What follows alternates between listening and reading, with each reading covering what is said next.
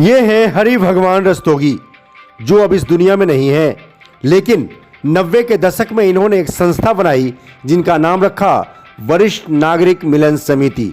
आज वह संस्था लगातार उनके न रहने के बाद भी सफलता के नए आयाम स्थापित कर रहा है। लगातार सालाना कार्यक्रम को आयोजित करने वाले स्वर्गीय हरि भगवान रस्तोगी बेशक अब इस दुनिया में ना रहे हों, लेकिन उनके जो पदाधिकारी हैं वो आज भी उनके कार्यों को आगे बढ़ाने के लिए संजीदा हैं।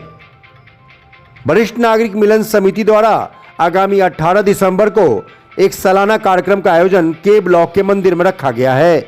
इसी बाबत स्वर्गीय हरि भगवान रस्तोगी के सेक्टर 6 स्थित आवास पर एक बैठक का आयोजन हुआ। रोजाना खबर भी इस बड़ी भूमिका में साथ दिखाई दिया और पदाधिकारियों से जाना कि आखिर कार्यक्रम का प्रारूप क्या होगा, कैसे वरिष्ठ नागरिकों को जोड़ा जाएगा और कार्यक्रम में वरिष्ठ नागरिकों को क्या देकर सम्मानित किया जाता है। तमाम मुद्दों पर बात करने के लिए अध्यक्ष, सचिव और कोषाध्यक्ष के साथ वो भी साथ रहीं जो हरि भगवान रस्तोगी को हर मोर्चे पर साथ दिया, संबल प्रदान किया। हरि भगवान रस्तोगी जीते जी इस समाज को सशरीर बहुत सेवा की और चले जाने के बाद भी उन्होंने अपने नश्वर शरीर को मेडिकल कॉलेज को दान कर दिया था। तो आइए सुनते हैं पदाधिकारियों ने क्या कहा। आप सभी का हार्दिक स्वागत है। रोजाना खबर मेरठ की धड़कन, जन समस्याओं से लेकर जन सरोकार तक की खबरों को आपसे रूबरू करवाता है। चाहे युवा शक्ति का मामला हो या बुढ़ापे का सहारा बन चुके उन तमाम वरिष्ठ नागरिक जो देश के हैं, जो देश के कर्णधार हैं, जो युवाओं को प्रेरणा देते हैं, जो आपको और हमको चलना सिखाते हैं। उम्र के इस पड़ाव में वो इस राष्ट्र के लिए, समाज के लिए और आपके लिए बहुत कुछ करने का जज्बा रखते हैं। वरिष्ठ नागरिक मिलन समिति मेरठ में 90 के दशक में इसकी स्थापना हुई। बेशक संस्थापक अध्यक्ष आज नहीं हैं और ये तमाम मेरठ क्रांति भूमि के लिए दुख की बात है कि जिन्होंने वरिष्ठ नागरिक मिलन समिति का गठन किया, हरि भगवान रस्तोगी, वो अब हमारे बीच बेशक ना हो, लेकिन उनके द्वारा बनाई हुई संस्था लगातार क्रांति भूमि के बुजुर्गों को एक सूत्र में पिरोने के लिए अहम भूमिका निभा रही है। आज ये पहला मौका होगा जब लगातार 27-28 सालों से जो कार्यक्रम चले आ रहे थे, इस बार उनके न रहने के बाद पहला ऐसा कार्यक्रम है। तमाम चेहरे यहां पे मौजूद हैं जो लगातार इस बात के गवाह हैं कि लगातार 40 सालों तक, 50 सालों तक कहीं न कहीं भारत सरकार की सेवा में, राज्य सरकार की सेवा में, या यूँ हो सकता है कोई व्यापारी सेवा में, आज उनके बच्चे व्यापार संभाल रहे हैं, लेकिन 30-40 साल तक व्यापार करने के बाद, नौकरी करने के बाद ये घर पर बैठ कर और मजे नहीं कर रहे हैं, बल्कि अभी भी समाज के लिए, राष्ट्र के लिए आगे बढ़कर एक से बढ़कर एक ऐसे अनुकरणीय कार्य कर रहे हैं जो मेरठ के प्रशासनिक गलियारों में, सत्ता के गलियारों में गूंजती रहती है।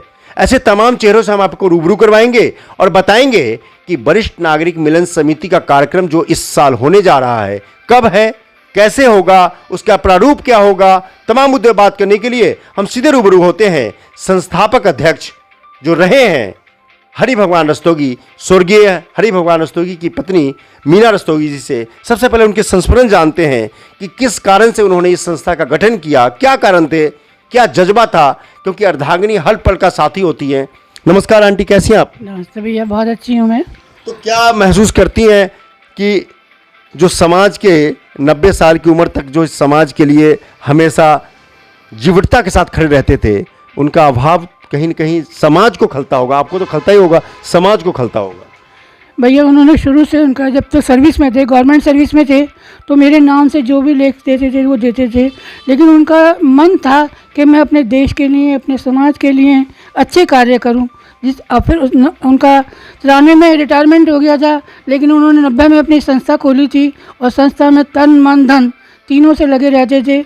हमने रिटायर्ड लोग यहाँ से, शास्त्री नगर से, ब्लॉक और सेक्टर सभी से देख देख के घर घर जाकर उनके हमने संरक्षण किया है, सिलेक्शन किया है, जो इस समय 500 आदमी हमारे साथ हैं। तो लगातार, बहुत संक्षिप्त में, लगातार 27-28 साल एक कारवां का हो गया। कोई संस्था 2-3 साल बाद डंप हो जाती है, चलती नहीं है। क्या कारण रहे, क्या लोगों को मोटिवेट किया बुजुर्गों को? कहा जाता है, माफ़ कीजिएगा, कि बुजुर्गियत में आके आदमी थोड़ा चिड़चिड़ा भी हो जाता है। ऐसे में उन तमाम लोगों को समेटे रखने में वो कैसी भूमिका अदा करते थे? वो 24 घंटे जहाँ उन्होंने सुना कोई बीमार आदमी है उसकी सेवा तन मन धन तीनों से करते थे। गरीब लोगों के ऑपरेशन कराएं, बच्चों को एजुकेशन के जिसके पास पैसे नहीं थे उनको पैसे दिलवाए हैं, उनका एडमिशन कराया है। शिशु मंदिर में कई ऐसे बच्चे थे जिनके पास पूरे साल पैसे देने की फ़ीस नहीं थी, उन बच्चों को फ़ीस दिलवाई है। और ऐसे बच्चे जो हैं आगे चल के मेरे साथ आए हैं और मैंने उनसे कहा भी है आगे भी हम आपके, अगर समाज में सेवा करता है तो हम उसकी सेवा करेंगे। वो बच्चे हमारे साथ आगे आए भी हैं एजुकेशन वाले। बिल्कुल, एक सवाल और करके फिर हम और लोगों के पास आएंगे। कहीं ना कहीं ये जो कार्यक्रम जो होने जा रहा है और वो नहीं है, उन्होंने जाते जाते रहते रहते अपने शरीर से, सजीव शरीर से देश की सेवा की, राष्ट्र की सेवा की, लोगों की सेवा की। न रहने के बाद, आत्मा चले जाने के बाद उनका निर्जीव शरीर भी आज मेडिकल इंस्टीट्यूट को काम आ रहा है। ये कितनी बड़ी बात है। वो उनके अंदर हमेशा समाज की सेवा रहती थी, त्याग रहता था, हर समय सहायता करने के लिए तैयार रहते थे। और जितने भी लोग होते थे सहायता के लिए उनके पास आते थे, या कोई लोग अपनी समस्या लेके आते थे उसका समाधान कराते थे कि किस तरह से हमें उसकी समस्या का समाधान किया जा सकता है।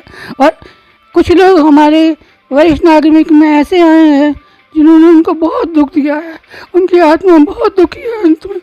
कोई नहीं, लेकिन जब कोई सामाजिक कार्य करता है उसे कटु शब्दों से गुजरना ही पड़ता है। खैर, हम लगातार अध्यक्ष जी के पास आएंगे। इससे पहले हम बात करते हैं कि आखिर वो कौन से पल थे और क्या था। लगातार जिस तरीके से आप वरिष्ठ नागरिक मिलन समिति के साथ आप जुड़े रहे, अध्यक्ष जी के पास हम आएंगे, कार्यक्रम की जानकारी लेंगे। क्या लगता है आपको कि वरिष्ठ नागरिक मिलन समिति जुड़ के आप कब जुड़े और कैसा लगता है? मैं वरिष्ठ नागरिक मिलन समिति से पहले, वरिष्ठ होने से पहले ही जुड़ गया था। और अपने जो हरि भगवान रस्तोगी जी थे उनका मार्गदर्शन मुझे उससे पहले ही मिलना शुरू हो गया। उन्होंने मुझको बहुत सारे काम मुझे सौंप दिए थे उससे पहले ही। जैसे कार्यक्रमों को संचालित करना है तो वो काम सब मुझे सौंपते थे। कोई व्यवस्था बनाई है तो उसको दिखाते थे, उस पर 10 बार मेरे साथ बैठकर चर्चा करते थे। किसी भी कार्यक्रम को उन्होंने पहले सबको टेबल पर लेते थे, टेबल पर उतारते थे और उसके बाद वो मुझसे सबके बारे में डिस्कस करते थे। लगातार बातचीत जारी है और हम बताने की कोशिश कर रहे हैं कि आखिर वरिष्ठ नागरिक मिलन समिति या वरिष्ठ नागरिक हमारे लिए क्या कर रहे हैं, सोसाइटी के लिए क्या कर रहे हैं। लगातार हम अपना नाम नहीं पूछ पाते। नाम क्या आपका? मैं नरेंद्र कुमार शर्मा, और यहाँ बालेराम ब्रजभूषण सरस्वती शिशु मंदिर से मेरा रिटायरमेंट हुआ, लेकिन मैं समिति से इससे बहुत पहले से जुड़ा हुआ था और मेरे तो वो प्रेरणा स्रोत रहे। मैंने उनसे बहुत कुछ सीखा भी है और कई बार लगता मुझको ऐसा था कि जैसे वो शायद मुझसे कुछ सीखना चाहते हैं। यही उनका बड़प्पन था सबसे बड़ा, कि हमेशा कोई भी काम उन्होंने मेरे से बिना पूछे नहीं किया। हमेशा जो भी काम हुआ, पहले क्या पद है आपका अभी? मैं सचिव के नाते मेरे पास अभी वरिष्ठ नागरिक मिलन समिति का पद है और उनके साथ रहकर बहुत सारे अनुभव मैंने लिए हैं, जीवन के भी और पारिवारिक जीवन के भी लिए हैं।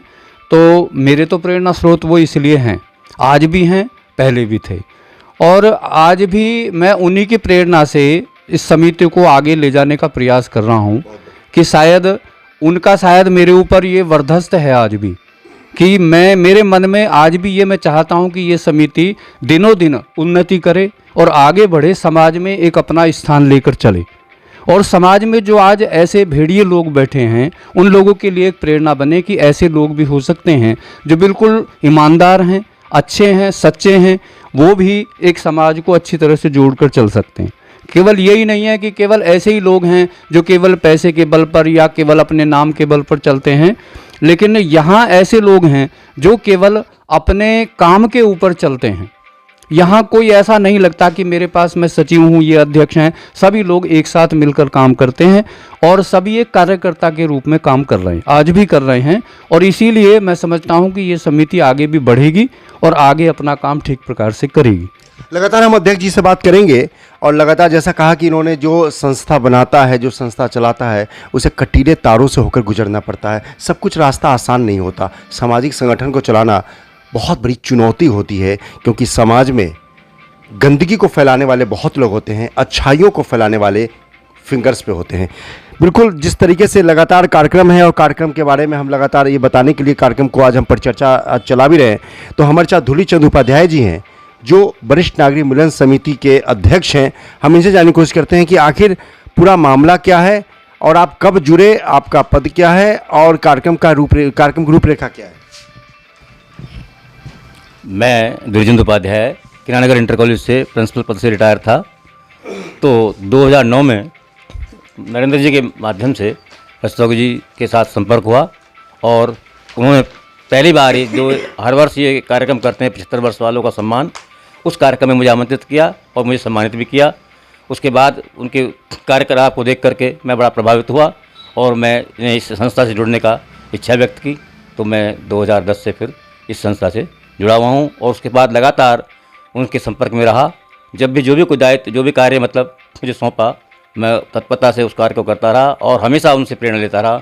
और मैंने देखा अपने जीवन में कि जब भी मैं उनके पास आया, जब भी कभी उन्होंने बुलाया, मैं आया, तो हमेशा कुछ ना कुछ किसी कार्य में हमेशा संलग्न रहते थे। यानी कि डेथ बेड के निकट पहुंचते हुए भी वो अपनी देखनी, कभी मैंने उनके देखने को बंद नहीं देखा। कुछ ना कुछ विचार उनके मन में समाज सेवा के लिए आते रहते थे और उनकी देखरेख में ये संगठन इतनी ऊंचाई तक पहुंच गया। आज 27 साल इसको हो चुके हैं। कई सेवा प्रकल्प उन्होंने अपने इस कार्यकाल में चलाए, जैसे कि 2 वरिष्ठ डॉक्टर जो हैं, यानी कि आपका IM में वहाँ पर बैठते भी हैं, जो उस वरिष्ठों को चेकअप करते हैं। एम्बुलेंस सेवा एक यानी कि इमरजेंसी के लिए उन्होंने व्यवस्था की और अनेक सेवा कार्य उन्होंने अपने समाज में किए। हमेशा सेवा भाव उनका रहा, निस्वार्थ सेवा भाव जिसे कहते हैं। सेवा तो सब चाहते हैं लेकिन निस्वार्थ सबसे सेवा जो है वो उनका मैंने उनको देखने में आया मुझे कि बहुत ही ऐसे व्यक्ति शायद ही देखने में आया। और देखिए यहाँ तक कि आप देख रहे हैं कि जीवित है तो सेवा की और मृत्युपरांत भी उन्होंने अपना देहदान मतलब किया, जिससे हमें आप सभी लोगों को प्रेरणा लेने की आवश्यकता है। बिल्कुल, जिस तरीके से लगातार हम संस्मरण बता रहे हैं और लगातार जिन चीज़ों को लेकर आज हम एक बता रहे हैं कि जब कोई आप प्रकल्प या कोई संस्था बनाते हैं, उसको बनाना ही बहुत बड़ी बात नहीं होती है, उसको अनवरत साल दर साल चलता रहे, आपके न रहने के बाद भी चलता रहे, ये सबसे बड़ी बात होती है। ये कार्यक्रम जो होने जा रहा है वार्षिक, ये कौन सा कार्यक्रम है, कितने साल वाला कार्यक्रम है और क्या प्रारूप क्या है, किस दिन है, कब से कब होगा, पूरी जानकारी दीजिए। हाँ देखिए, यहाँ ये कार्यक्रम जो है प्रतिवर्ष जो 75 वर्ष में प्रवेश कर चुके होते हैं, वरिष्ठ हमारे संस्था के सदस्य होते हैं, उनको सम्मानित किया जाता है। और ये कार्यक्रम आगामी 18 दिसंबर रविवार को होने जा रहा है। जिस वहाँ यानी कि यहाँ पर शास्त्री के ब्लॉक में जो मंदिर है, मंदिर की धर्मशाला जो है, उसमें एक कार्यक्रम होने जा रहा है। तो उसमें कितने लोग भाग लेंगे? हाँ 200-250 यानी कि हमारी संख्या का हमें उसमें आमंत्रित आशा है। अच्छा, तो क्या उसका प्रारूप क्या रहेगा, क्या सम्मानित करेंगे, कार्यक्रम कैसे चलेगा, कितने घंटे कार्यक्रम होगा, क्या चलेगा कैसे? वो ये कार्यक्रम हमने 11 से 1 बजे तक का रखा है वैसे। और उसमें जो है जो वही 75 वर्ष में प्रवेश करने वाले को हम सम्मानित करेंगे कि उनको जैसे देते हैं उनके समय से एक च्यवनप्राश का डिब्बा देते हैं। इस वर्ष कुछ और नया करने जा रहे हैं कि एक मोमेंटो भी हम देने की कोशिश कर रहे हैं और इस तरह से मतलब कहने का है ये कार्यक्रम। बिल्कुल, जिस तरीके से लगातार लोगों को सजग रखने के लिए, सचेत रखने के लिए बीमारियों से और तमाम जानकारी से आपको रूबरू करवाने के लिए, ताकि जब आप एक्टिव रहें तो बुढ़ापा आप पे हावी ना हो। लगातार बातचीत सिलसिला जारी है और हमारे साथ एक और वरिष्ठ नागरिक हैं जो वरिष्ठ नागरिक से जुड़े हुए हैं, कोषाध्यक्ष हैं, उनसे जानकारी लेते हैं। आपका नाम क्या है? मेरा नाम जगमोहन लाल है और हरि भगवान रस्तोगी जी की जिस डिपार्टमेंट में काम करते थे उसमें ही उनके सामने मैंने ज्वाइन किया था। पिछले साल से इन्होंने मुझको कैशियर बनाया हुआ है और उसका काम कर रहा हूँ। बस यही प्रार्थना करता हूँ ईश्वर से कि इनकी जो बनाई हुई समिति है ये आगे बढ़ती रहे और हमसे जितना हो सकता है उतना हम काम करेंगे। क्या लगता है लोगों को जोड़ने के लिए आपका कैसे कार्यशैली कैसे रहती है, कैसे जोड़ते हैं लोग? हाँ, ऐसा करते हैं, जो भी हमारे 60+ आदमी होते हैं और उनसे हम लगभग जाकर उनके यहाँ उनसे बात करते हैं, उनको अपनी समिति का जो है प्रस्ताव देते हैं। अगर वो हमारे यहाँ बन जाते हैं मेंबर तो हम उनको मेंबर बना के आगे समिति को बढ़ाते हैं। तो कितनी मेंबरशिप कितनी है आपकी? हमारी वैसे तो 500 के करीबन थी, परंतु अब कुछ वो भी हो गए हैं, बाहर भी चले गए हैं, कुछ एक्सपायर हो गए हैं, तो 280 मेन आदमी समय है हमारे। नए मेंबर बनाते हैं तो क्या शुल्क लेते हैं कुछ? उसमें जो है वार्षिक के रूप में तो हमारा 200 रुपये पर ईयर है, और आजीवन के रूप में 1050 रुपये है, जिसमें 50 रुपये प्रवेश शुल्क और 1000 रुपया सदस्यता शुल्क ये लेते हैं। जिस तरीके से लगातार ये लोग लगे हुए हैं, क्योंकि रिटायरमेंट होने के बाद सभी अपने बच्चों के पास शिफ्ट हो जाते हैं, बच्चों घर में टाइम देने लगते हैं, लेकिन ये लोग फिर भी इस उम्र में रोड पे सड़क पे रह के समाज सेवा के लिए ब्लड डोनेशन कैंप लगाते हैं, जागरूकता कैंप लगाते हैं, हरियाली तीज के कार्यक्रम आयोजित करते हैं, तमाम वरिष्ठ नागरिकों के लिए हेल्थ चेकअप कैंप लगाते हैं, तमाम चीज़ों को पदयात्रा निकालते हैं, 15 अगस्त 26 जनवरी को राष्ट्र पर्व मनाते हैं, तमाम चीज़ों को लेकर ये आपके लिए सजग रहते हैं। तो आपका भी दायित्व बनता है कि लगातार इनके साथ जुड़े रहें।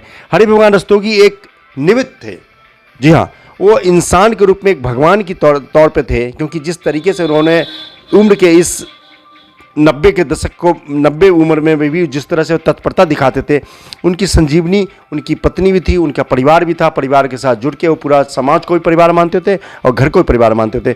हम उनके पुत्र बैठे हैं, इनसे जानने की कोशिश करते हैं कि पिता के कुछ संस्मरण हो, बहुत संक्षिप्त बताएं कि उनके इस वरिष्ठ नागरिक मिलन समिति को बढ़ाने में आप मम्मी की मदद कर रहे हैं, तमाम लोगों की आप मदद कर रहे हैं। आप वरिष्ठ नागरिक तो नहीं हैं, लेकिन किस तरीके से पिताजी काम करते थे और कैसे कारवां आगे बढ़ेगा? मुझे ध्यान है विभूति जी कि जिस समय पिताजी रिटायर हुए थे उससे पहले उन्होंने ये संस्था बना ली थी, और उनका उद्देश्य यही था कि भाई जितने भी वरिष्ठ नागरिक हैं वो रिटायरमेंट के बाद ये ना समझे कि मैं हर तरह से रिटायर हो गया हूँ। तो उनका उद्देश्य ये था कि भाई जो है उसको मतलब एक्टिव रखें वरिष्ठ नागरिकों को, ताकि एज की तरफ ध्यान ही नहीं रहे, बीमारी की तरफ ध्यान ही नहीं रहे, उनका माइंड डाइवर्ट करते थे। इसीलिए आपने देखा होगा कि जो मेरे पास बैठे हैं अंकल, मेरे पिता समान है सब, तो 70-75 साल के हैं, सब लोग एक्टिव हैं अभी भी, मतलब 2-2 सवारी भी ड्राइव कर लेते हैं स्कूटर पे बैठ के।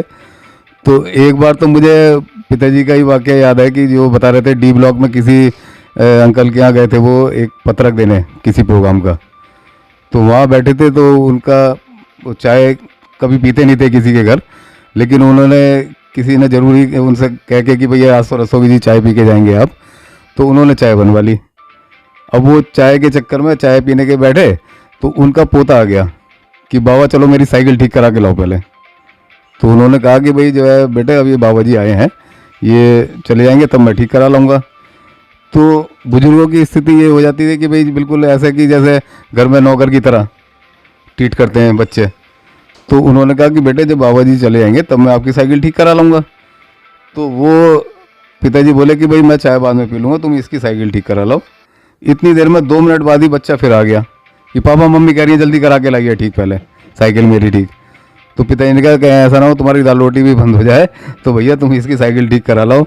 मतलब उसकी मदर को इतनी पेशेंस नहीं थी कि भाई कोई आया है बुजुर्ग आदमी है, वरिष्ठ आदमी, कि भाई वो थोड़ा वेट कर लें, लेकिन उन्होंने इतना भी पेशेंस नहीं रखी। तो बुजुर्गों की हालत ये घर में परिवार में हो गई थी। इसीलिए उन्होंने ये देख के सारी चीज़ें समाज को देख के कि भाई समाज में क्या वरिष्ठों की हालत हो रही है, उन्होंने ये संस्था बनाई कि भाई हर तरह से एक्टिव रखेंगे, भाई कम से कम 10 घंटे 8 घंटे 4 घंटे तो घर से बाहर रहेंगे, ताकि हो बहू का जो उनके परिवार का है वो सब चीज़ें ना झेलनी पड़े उनको। धन्यवाद। लगातार आप देख रहे हैं कि संस्मरण कुछ न कुछ जीवन में ऐसे वाक्य होते हैं कि आदमी को बदलने पर, संस्था बनाने पर और कार्यों करने पर मजबूर कर देता है। तमाम चीज़ों को लेकर हम एक चीज़ कहेंगे आपसे कि जो वरिष्ठ नागरिक इस कार्यक्रम को देख रहे हैं या जिनके बेटे देख रहे हैं, अगर वो चाहते हैं कि आपके पिता और माता हेल्दी रहें, अच्छा सोचें, सकारात्मक विचार लाएं, इन लोगों के साथ जुड़कर समाज सेवा कर सकें और पद चिन्हों पर चले, उन तमाम महापुरुषों के जिन्होंने आपको एक प्रेरणा दिया है कि आने वाली नस्ल को आप अच्छी जानकारी, अच्छी शिक्षा और अच्छे संस्कार दे, ताकि जब वो भी वरिष्ठ नागरिक बने तो अब इस कारवां को आगे बढ़ाता रहे। 18 दिसंबर को कार्यक्रम है, आपके पास समय है, के ब्लॉक मंदिर में कार्यक्रम है, आप हर तरीके से जुड़िए, अपने बुजुर्ग माता पिता को भी लाइए, बेशक मेंबर ना बनिए लेकिन कार्यक्रम का हिस्सा तो बनिए। रोजाना खबर ये आपसे अपील करता है कि वरिष्ठ नागरिक मिलन समिति के जो भी कार्यक्रम होंगे प्रमुखता से कवर किया जाएगा और लोगों को जन जागरूकता के लिए हम फ्री में इनका विज्ञापन और इनके संचार, अपने संचार माध्यम से इनकी बातों को फ्री में फैलाने का आज इन सबको भरोसा देते हैं। नमस्कार।